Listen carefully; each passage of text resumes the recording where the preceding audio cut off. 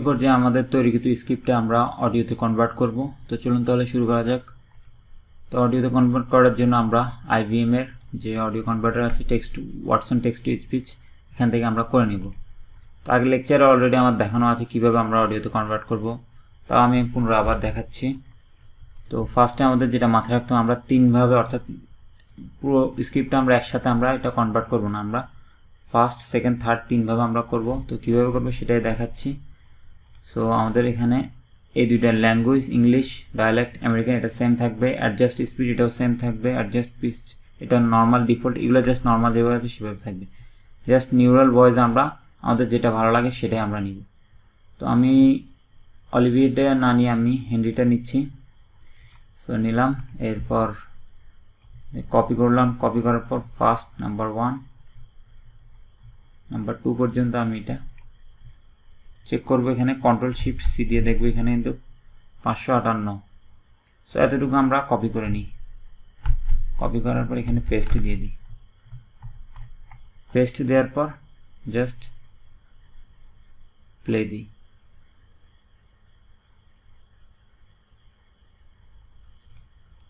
So okay, এখন আমরা একটু ডাউনলোড করে নেব। সো এই এক্সটেনশনটা আগে দেখানো আছে কিভাবে আমরা এটা অ্যাড করে নেব আমাদের ক্রোমে। তো এখানে অলরেডি যখন আমরা এখানে প্লে দিব তখন এটা এখানে চলে আসবে। সো আমরা এখানে জাস্ট একটা ক্লিক দিব। ক্লিক দিলে কিন্তু এটা ডাউনলোড হয়ে যাবে। IDM দিয়ে আমরা এটা ডাউনলোড করবো না, আমরা এটা দিয়ে ডাউনলোড করব। IDM দিয়ে ডাউনলোড করলে দেখা যায় যে এখানে আগ পিছ হয়ে যায়, সমস্যা হয়। এই জন্য আমরা এক্সটেনশন দিয়ে ডাউনলোড করব। এবং এখানে কিছু কাজ আছে, কিছু নিয়ম আছে যেগুলো আমাদের অবশ্যই মানতে হবে। যদি না মানি তাহলে দেখা যাবে যে একটু এলোমেলো হয়ে যাবে। সো এটা যতক্ষণ ডাউনলোড হবে ততক্ষণ আমরা এটা জাস্ট পুরোটা এখান থেকে জাস্ট মুছে দিব। এরপর আমরা নাম্বার 3 এবং নাম্বার 4টা কপি করে নিব। আমি অলওয়েজ এইভাবে করি, ফার্স্ট ইন্ট্রো এবং সাথে নাম্বার 1 নাম্বার 2টা ফার্স্টে ডাউনলোড করি, তারপর নাম্বার 3 নাম্বার 4 এবং লাস্টে জাস্ট নাম্বার 5টা ডাউনলোড করে নিই। পেস্ট দিয়ে দিব। এখন কিন্তু আমরা এটা প্লে দিব না, এটা যতক্ষণ না ডাউনলোড কমপ্লিট হয় ততক্ষণ আমরা অপেক্ষা করব। এর মূল কারণ হচ্ছে আমরা যখন এটা ডাউনলোড কমপ্লিট হয়ে যাবে তখন এটা এখান থেকে আমরা এটা ডিলিট করে দিব, এরপরে আমরা এখানে এটা প্লে দিব। কেননা যদি আমরা এটা এখন যদি প্লে দিয়ে দিই তাহলে কিন্তু এই সেম নেমে কিন্তু দোনোটা এখানে শো করবে, তো আমরা বুঝতে পারবো না যে কোনটা এখন আর কোনটা আগের। সো এই জন্য আমাদের একটার পর আরেকটার জন্য অপেক্ষা করতে হবে।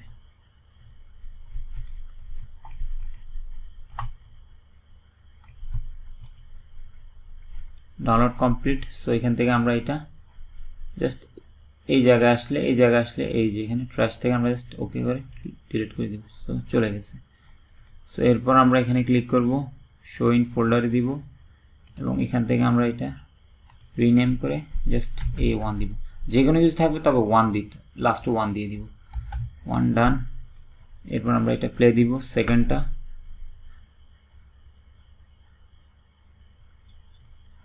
ওকে, এরপর এখানে চলে আসলে এখানে আমরা ক্লিক করব।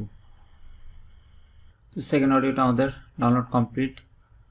এটা কেটে দেব, এটা আমরা এখান থেকে ডিলিট করে দিব। এরপর এখান থেকে যে এটা রিনেম করে দিব। রিনেম করার একটাই কারণ, সেটা হচ্ছে আমরা প্রত্যেকবার কিন্তু একই নেমে সেভ হয়। সো এই জন্য রিনেম করে দিলে তখন আমরা চিনতে অর্থাৎ সহজে খুঁজে পেতে আমাদের জন্য সহজ হবে।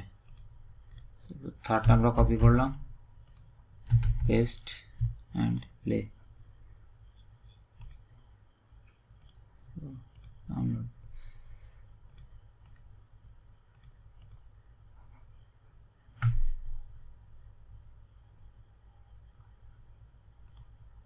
এখান থেকে আমরা রিনেম করে দেব।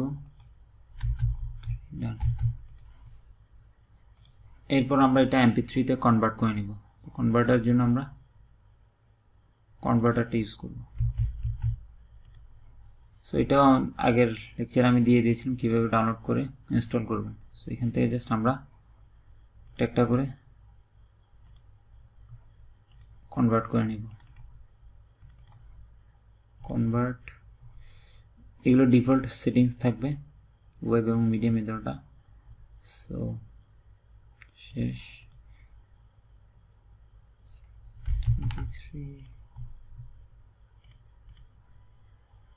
number 2 convert done, and the last one, convert, done. So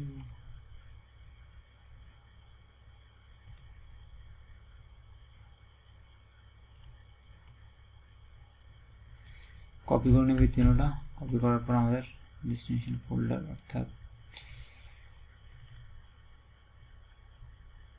just এটার ভিতরে ফোল্ডার ভিতরে আমরা এটা পেস্ট দিয়ে দিব। এটা হচ্ছে এইভাবে মূলত আমরা সেট আপটা করবো। আমাদের এখানে 5টা ফোল্ডার অর্থাৎ 5টা প্রোডাক্ট আছে, আর তার নিচে আছে আমাদের অডিওগুলো। এটা যদি অন্য জায়গায় সেভ থাকে তাহলে কিন্তু আমরা যখন ভিডিও সফটওয়্যার আমরা যখন এডিট করবো তখন এগুলো খুঁজে নিতে সহজ হওয়ার জন্য প্রত্যেকটা ফোল্ডার অর্থাৎ কিবোর্ডের ফোল্ডারে ওই 5টা প্রোডাক্ট এবং অডিওটা থাকবে। তখন পরে যদি অনেক দিন পরেও যদি আমাদের যদি কোনো এডিট করা লাগে তখন কিন্তু আমরা সহজে এখানে সব পেয়ে যাচ্ছি। সো এইভাবে মূলত আমরা স্ক্রিপ্টকে অডিওতে কনভার্ট করে MP3-তে কনভার্ট করে নিব। তো নেক্সট লেকচারে আমি দেখাবো কীভাবে আমরা প্রফেশনাল ভিডিও এডিট করব। তো দেখা হচ্ছে নেক্সট লেকচারে। ধন্যবাদ।